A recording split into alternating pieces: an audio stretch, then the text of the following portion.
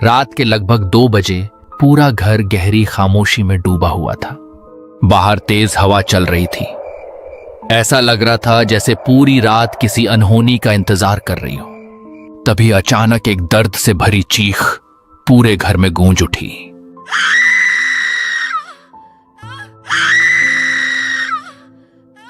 वह चीख इतनी भयानक थी कि सुनते ही हर किसी की रूह कांप जाती। आवाज सीधे अवंतिका के कमरे से आ रही थी। ऐसा लग रहा था जैसे वह किसी असहनीय दर्द से तड़प रही हो। उसकी चीखें लगातार पूरे घर में गूंज रही थीं और हर चीख के साथ घर का माहौल पहले से भी ज्यादा डरावना होता जा रहा था। मुकेश और अंजलि अपने कमरे में गहरी नींद में सो रहे थे। दोनों की आंखें एकदम से खुल गईं।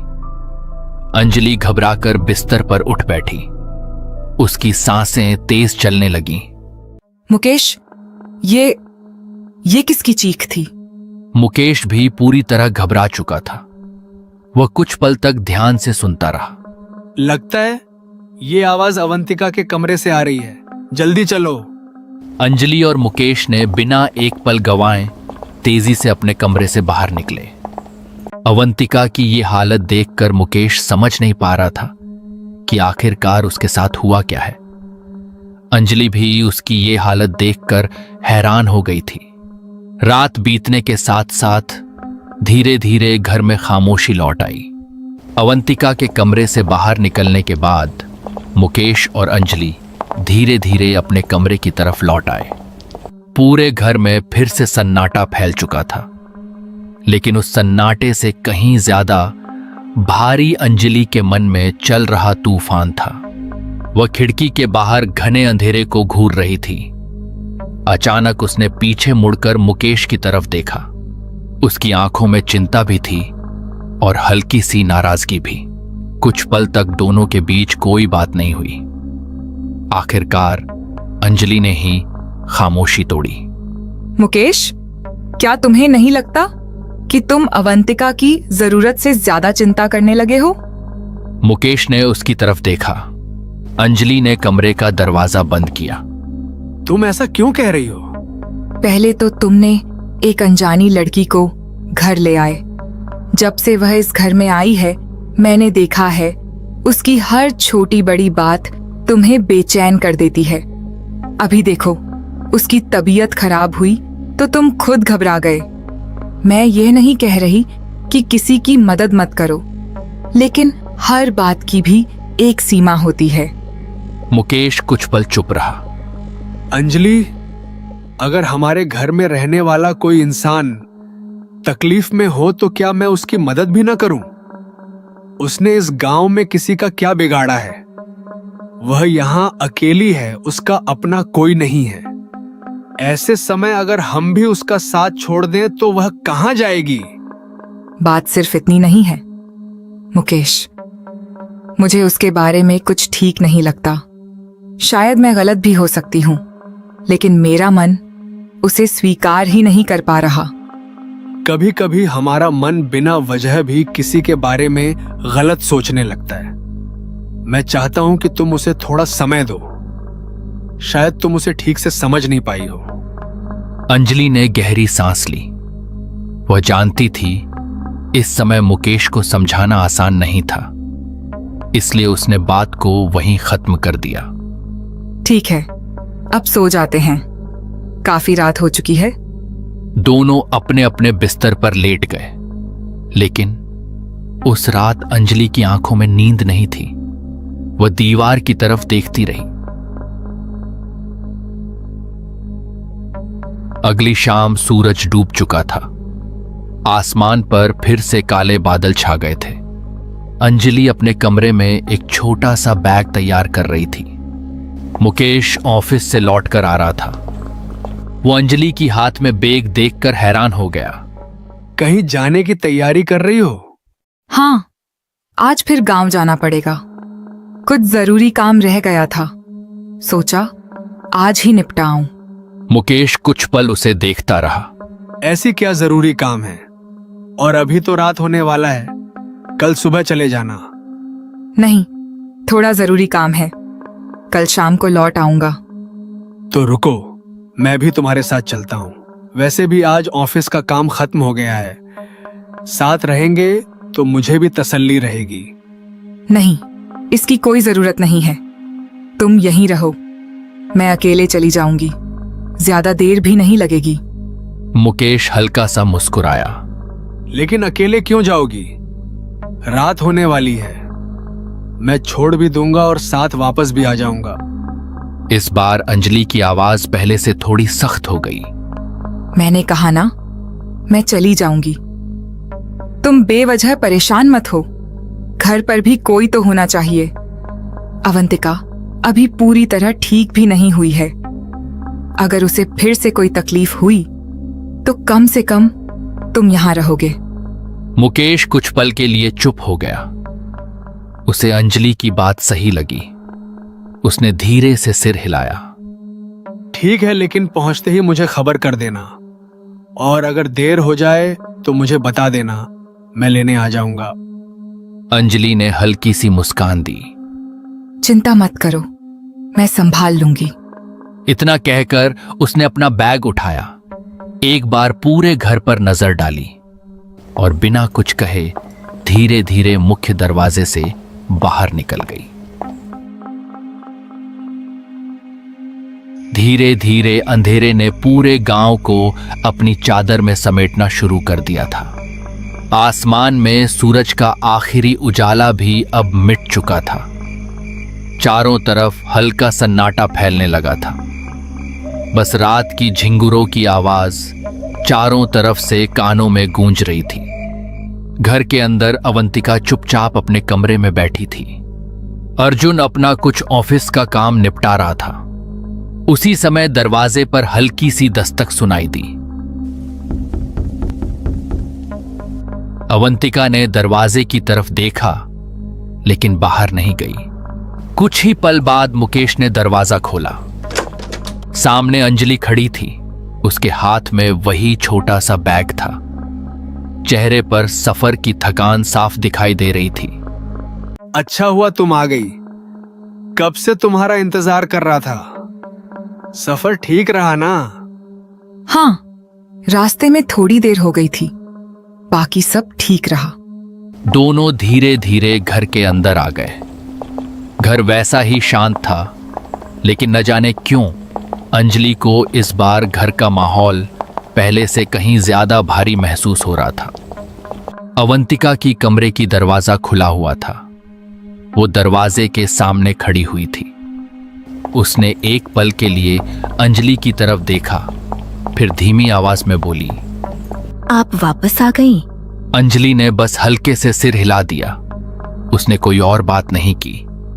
मुकेश को भी अजीब लगी। उसने मुस्कुराकर माहौल हल्का करने की कोशिश की। अच्छा, अब सब आ गए हैं, चलो पहले खाना खा लेते हैं, फिर आराम करेंगे। तीनों खाना खाने चले गए। रात धीरे धीरे और गहरी होती चली गई। घड़ी ने 12 बजने का संकेत दिया। पूरा घर अब नींद में डूब चुका था। बाहर तेज हवा चल रही थी। कभी कभी हवा के साथ खिड़कियां हल्के से कांप उठती और उनकी आवाज पूरे घर में गूंज जाती। अचानक एक ऐसी दर्द भरी चीख पूरे घर में गूंजी जिसने रात के सन्नाटे को पल भर में तोड़ दिया। अंजलि की आंख एक झटके में खुल गई। उसी समय मुकेश भी बिस्तर पर उठकर बैठ गया। दोनों ने एक दूसरे की तरफ देखा। ये आवाज अवंतिका के कमरे से आ रही है। अंजलि का चेहरा एकदम पीला पड़ गया। दोनों बिना समय गंवाए कमरे से बाहर निकले। बाहर चारों तरफ अंधेरा पसरा हुआ था। हवा अब पहले से कहीं ज्यादा तेज चल रही थी। जैसे जैसे दोनों अवंतिका के कमरे के पास पहुंच रहे थे, वैसे वैसे उसकी दर्द भरी चीखें और साफ सुनाई देने लगीं। मुकेश ने जल्दी से दरवाजा खोला। कमरे के अंदर अवंतिका अपनी बिस्तर पर बैठी हुई थी। उसकी सांसें तेज चल रही थीं। वह दर्द से अपने सिर को हाथ से कसकर पकड़ी हुई थी और लगातार कराह रही थी। अवंतिका, फिर से वही दर्द। अवंतिका ने बड़ी मुश्किल से सिर उठाया। उसकी आंखों से आंसू लगातार बह रहे थे। मुझे समझ नहीं आ रहा, ये हर रात मेरे साथ ऐसा क्यों होने लगता है। ऐसा लगता है जैसे कोई मेरे पूरे शरीर को अंदर से चीर रहा हो। मैं सह नहीं पा रही। उसकी आवाज दर्द से कांप रही थी। अवंतिका, हिम्मत रखो, घबराओ मत। अभी दवा ले लो, कुछ देर बाद ठीक हो जाएगा। अंजलि खड़ी होकर यह सब देख रही थी। उसके चेहरे पर चिंता थी, लेकिन उसके मन में सवाल पहले से भी ज्यादा गहरे होते जा रहे थे। अगला दिन धीरे धीरे बीत गया। शाम ढल चुकी थी। अंधेरा फिर पूरे गांव में फैल चुका था। अंजलि कई बार दरवाजे की तरफ देख चुकी थी। आज मुकेश रोज से कहीं ज्यादा देर कर चुका था। घड़ी की सुइयां लगातार आगे बढ़ रही थीं। आखिर काफी देर बाद घर के बाहर किसी गाड़ी के रुकने की आवाज आई। अंजलि तुरंत बाहर की तरफ बढ़ी। अंजलि ने दरवाजा खोला। मुकेश धीरे धीरे अंदर आया, लेकिन आज उसके कदम पहले जैसे मजबूत नहीं थे। वो हल्का हल्का लड़खड़ा रहा था। जैसे ही अंजलि उसके पास गई, अंजलि को उसके मुंह से शराब की तेज गंध महसूस हुई। वह कुछ पल तक उसे देखती रह गई। मुकेश, तुमने शराब पी रखी है? बस ऑफिस के कुछ लोग जबरदस्ती रोककर बैठ गए थे। बहुत मना किया, लेकिन थोड़ा सा पीना पड़ गया। तुम चिंता मत करो, मैं बिल्कुल ठीक हूं। ये बात कहकर अर्जुन बिस्तर पर लेट गया। कुछ देर बाद अंजलि भी सो गई। रात गहरी होने की साथ साथ हवा भी तेज होती जा रही थी। मानो ऐसा कुछ संकेत दे रहा हो जैसे कुछ अनहोनी होने वाला हो। अचानक मुकेश की नींद खुल गई। प्यास के कारण उसका गला लगभग सूख चुका था। उसने देखा अंजलि गहरी नींद में है। वो उठ बैठा और टेबल के ऊपर देखा, लेकिन टेबल पर कोई पानी की बोतल नहीं था। पानी लाने के लिए वो फ्रिज के पास चला गया, लेकिन उस फ्रिज में पानी था ही नहीं। क्या यार, हद हो गई। कहीं एक पानी का बोतल तक नहीं है। अब लगता है नीचे से ही लाना पड़ेगा। ये सोचकर मुकेश पानी लाने के लिए नीचे चला गया। अंदर अंजलि गहरी नींद में सो रही थी और तभी अचानक एक जोरदार चिख से पूरा घर कांप उठी। मुकेश, ये तो मुकेश की आवाज थी। उसने बिना देर किए नीचे के कमरे की तरफ भागी। भागते हुए मानो उसकी सांस जैसे निकल जा रही थी। नीचे का नजारा देखते ही उसकी पैर के नीचे जमीन धंस गई। मुकेश जमीन पर बिल्कुल निश्चल पड़ा था। उसके सिर के नीचे से धीरे धीरे खून फैलने लगा। अंजलि के हाथ कांपने लगे। वो घुटनों के बल उसके पास बैठ गई।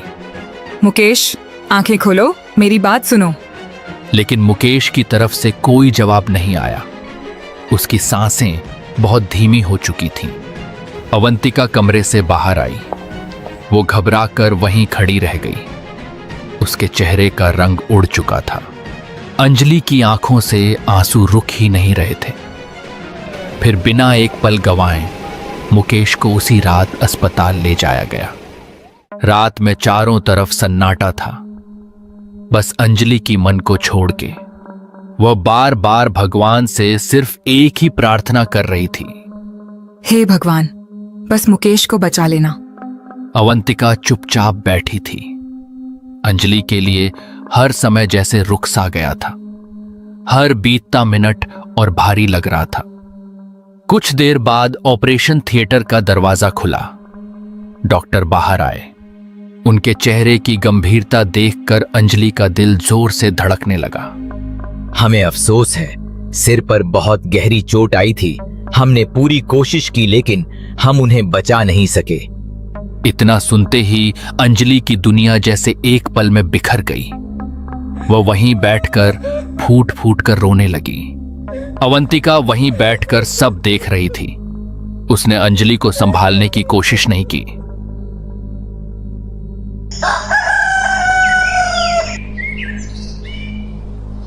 अगली सुबह पूरा घर शोक में डूबा हुआ था। आसपास के लोग भी धीरे धीरे वहां इकट्ठा होने लगे। घर के बीचों बीच मुकेश का एक फोटो रखा हुआ था। अंजलि उसके पास बैठी लगातार रो रही थी। उसकी आंखों से आंसू रुकने का नाम नहीं ले रहे थे। थोड़ी दूर अवंतिका भी चुपचाप बैठी थी। उसकी आंखें भी नम थीं। अचानक अंजलि धीरे धीरे उठी। उसने आंसू पोंछे और गुस्से से अवंतिका की तरफ देखने लगी। उसकी आंखों में दर्द भी था और एक ऐसा आरोप जिसका जवाब अभी किसी के पास नहीं था। वहीं बैठी अवंतिका ने भी उसकी तरफ देखा, लेकिन वह कुछ समझ नहीं पा रही थी कि आखिर अंजलि उसे इस तरह क्यों देख रही है। सुबह का माहौल अभी पूरी तरह शांत भी नहीं हुआ था कि एक खबर पूरे गांव में बिजली की तरह फैल गई। यह खबर जैसे ही रामप्रसाद के कानों तक पहुंची, उनके हाथ कांपने लगे। कुछ पल के लिए उन्हें लगा शायद उन्होंने कुछ गलत सुन लिया है। उन्होंने सामने खड़े आदमी से दोबारा पूछा, लेकिन जवाब वही था। यह सुनते ही रामप्रसाद के चेहरे का रंग उड़ गया। उन्हें विश्वास ही नहीं हो रहा था कि जिस लड़के को उन्होंने बचपन से अपनी आंखों के सामने बड़ा होते देखा, आज उसके बारे में ऐसी खबर सुनने को मिलेगी। बिना एक पल रुके उन्होंने तेजी से मुकेश के घर की तरफ कदम बढ़ा दिए।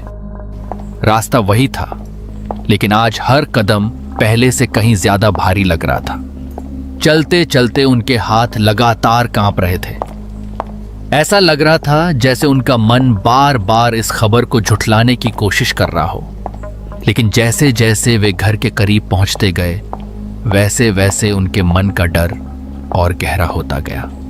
उनके मन में न जाने कितने सवाल उठ रहे थे, लेकिन किसी भी सवाल का जवाब उनके पास नहीं था। आखिरकार वे मुकेश के घर पहुंच गए। घर के बाहर गांव के कई लोग खामोशी से खड़े थे। किसी के चेहरे पर मुस्कान नहीं थी। पूरा माहौल गम में डूबा हुआ था। रामप्रसाद धीरे धीरे घर के अंदर गए और जैसे ही उनकी नजर सामने गई, वे एकदम रुक गए। उनकी आंखें नम हो गईं। सामने एक टेबल पर मुकेश की एक बड़ी सी तस्वीर रखी थी। तस्वीर पर ताजे फूलों की माला चढ़ी हुई थी। उस तस्वीर के ठीक सामने अंजलि जमीन पर बैठी फूट फूट कर रो रही थी। उसे देखकर ऐसा लग रहा था मानो उसकी पूरी दुनिया एक ही पल में उजड़ गई हो। रामप्रसाद की आंखों से भी आंसू निकल पड़े। उन्होंने कभी सपने में भी नहीं सोचा था कि एक दिन उन्हें मुकेश की तस्वीर के सामने इस तरह खड़ा होना पड़ेगा। कुछ पल तक वे चुपचाप उसी तस्वीर को देखते रहे। फिर उन्होंने धीमी आवाज में कहा, बेटी खुद को संभालो। मैं जानता हूं यह दुख बहुत बड़ा है, लेकिन जो हो गया उसे बदला नहीं जा सकता। अगर तुम इस तरह टूट जाओगी तो खुद को कैसे संभालोगी? हिम्मत रखो, भगवान तुम्हें यह दर्द सहने की शक्ति दे। अंजलि लगातार रोती रही। कुछ देर बाद उसने किसी तरह अपने आंसू पोंछे। रामप्रसाद ने गहरी सांस ली। लेकिन बेटी, आखिर यह सब हुआ कैसे? कल तक तो सब ठीक था। आखिर एक ही रात में ऐसा क्या हुआ कि आज मुकेश सिर्फ एक तस्वीर बनकर रह गया? अंजलि ने तस्वीर की तरफ देखी। उसकी आंखें फिर भर आईं। कुछ पल तक वह कुछ बोल ही नहीं पाई। फिर कांपती आवाज में उसने कहा, कल रात मुकेश ऑफिस से बहुत देर से घर लौटे थे। उसकी आवाज कांप रही थी। हर शब्द के साथ उसकी आंखों से आंसू लगातार बह रहे थे। रामप्रसाद बिना कुछ बोले उसकी बात ध्यान से सुनते रहे। हम उन्हें उसी रात अस्पताल लेकर गए। डॉक्टर भी पूरी कोशिश करते रहे, लेकिन उनकी सिर पर बहुत गहरी चोट लग चुका था। उन्होंने कहा, अब उनको बचाना संभव नहीं है। इतना कहते ही अंजलि फिर से फूट फूट कर रोने लगी। घर में कुछ पल के लिए गहरा सन्नाटा छा गया। रामप्रसाद की नजर धीरे धीरे फिर मुकेश की तस्वीर पर जाकर टिक गई। उनके मन में न जाने क्यों एक अजीब सी बेचैनी उठने लगी। शाम को अवंतिका अपने कमरे में बैठी थी, लेकिन उसके मन में सिर्फ एक ही बात घूम रही थी। आखिर मुकेश के साथ यह सब कैसे हो गया? कमरे में इतना सन्नाटा था कि उसकी सांसों की आवाज भी साफ सुनाई दे रही थी। तभी कमरे के बाहर किसी के तेज कदमों की आहट सुनाई दी। अवंतिका ने धीरे से सिर उठाया। इससे पहले कि वह कुछ समझ पाती, अंजलि गुस्से में दरवाजा खोलकर कमरे के अंदर आ गई। उसकी आंखें रो रो कर लाल हो चुकी थीं। चेहरे पर दर्द था, लेकिन उस दर्द से कहीं ज्यादा गुस्सा दिखाई दे रहा था। यह सब तेरी वजह से हुआ है। अवंतिका एकदम चौंक गई। उसे समझ ही नहीं आया कि अंजलि अचानक ऐसा क्यों कह रही है। वह धीरे से खड़ी हुई। मेरी वजह से? मैं कुछ समझी नहीं। अंजलि की आंखों से आंसू लगातार बह रहे थे, लेकिन उसकी आवाज अब भी गुस्से से भरी हुई थी। जिस दिन से तू इस घर में आई है, उसी दिन से इस घर में अजीब अजीब घटनाएं होने लगी। पहले हर रात तेरी हालत बिगड़ने लगी, फिर घर का माहौल बदल गया, और आज मेरा मुकेश हमेशा के लिए मुझसे दूर चला गया। अवंतिका की आंखें भर आईं। लेकिन मैंने किया क्या है? मैं तो खुद नहीं जानती कि मेरे साथ हर रात ऐसा क्यों होता है। अंजलि ने बिना उसकी बात सुने जवाब दिया। तूने कुछ नहीं किया, सब कुछ तेरी वजह से हुआ है। अगर तू उस रात हमारे घर नहीं आती तो शायद आज मुकेश जिंदा होता। यह सुनकर अवंतिका पूरी तरह टूट गई। उसकी आंखों से आंसू लगातार बहने लगे। मैं कसम खाकर कहती हूँ, मेरा किसी भी बात से कोई लेना देना नहीं है। अगर मुझे जरा सा भी पता होता कि मेरे आने से ऐसा कुछ होगा, तो मैं कभी इस घर की चौखट भी पार नहीं करती। लेकिन उस समय अंजलि किसी की सफाई सुनने की हालत में नहीं थी। दुख ने उसके धैर्य को पूरी तरह तोड़ दिया था। वो गुस्से में लगातार अवंतिका को खरी खोटी सुनाती रही। मैंने शुरू से महसूस किया था कि तेरे आने के बाद इस घर में कुछ ठीक नहीं है, लेकिन मुकेश ने मेरी एक भी बात नहीं मानी। आज देख लिया ना, सब खत्म हो गया। मेरा घर, मेरी खुशियां, सब कुछ। अवंतिका कुछ पल तक चुप रही। उसने आंसू पोंछे। अगर सचमुच आपको लगता है कि मेरी वजह से यह सब हुआ है, तो ठीक है, मैं अभी इसी वक्त यह घर छोड़ देती हूँ। मैं नहीं चाहती कि मेरी वजह से आपको और तकलीफ मिले। इतना कहकर अवंतिका ने अपना छोटा सा बैग उठाया, फिर बिना कुछ कहे धीरे धीरे कमरे से बाहर निकल गई। उसके कदमों की आवाज धीरे धीरे घर के सन्नाटे में खो गई। दोस्तों, क्या सचमुच मुकेश की मौत सिर्फ एक हादसा थी, या फिर किसी ने बहुत सोच समझकर इसके पीछे एक ऐसा खेल खेला था जिसका राज अभी तक किसी के सामने नहीं आया? इन सभी सवालों के जवाब जानने के लिए हमें इस कहानी में थोड़ा पीछे जाना पड़ेगा, क्योंकि असली रहस्य की शुरुआत वहीं से हुई थी। यह कहानी शुरू होती है उस शाम से जिस दिन अंजलि अपने गांव गई थी।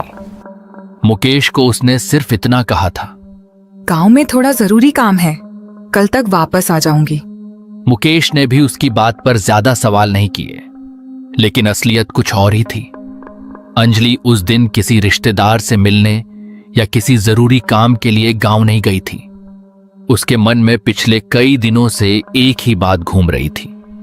जब से अवंतिका इस घर में आई है, घर का माहौल पूरी तरह बदल चुका है।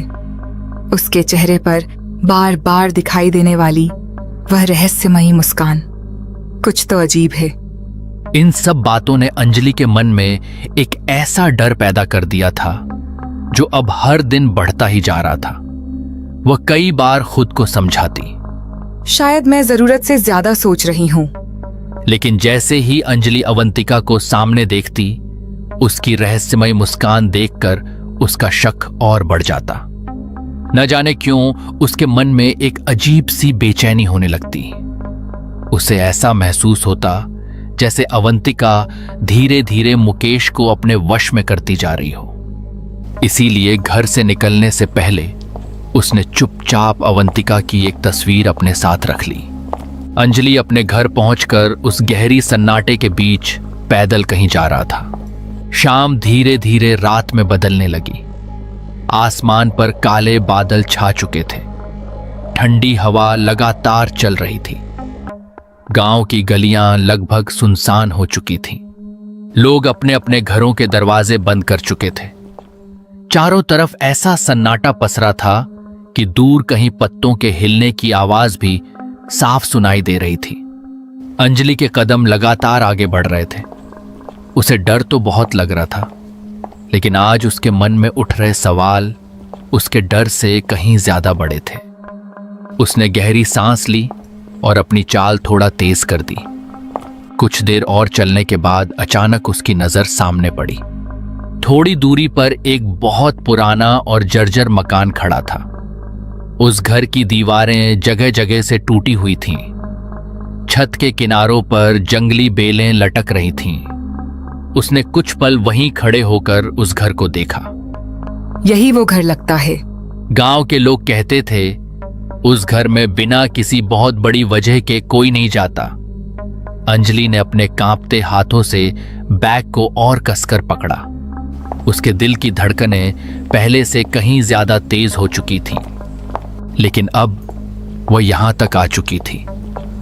वापस लौटने का सवाल ही नहीं था। अंजलि कुछ पल तक दरवाजे के सामने खड़ी रही। उसके दिल की धड़कनें लगातार तेज हो रही थीं।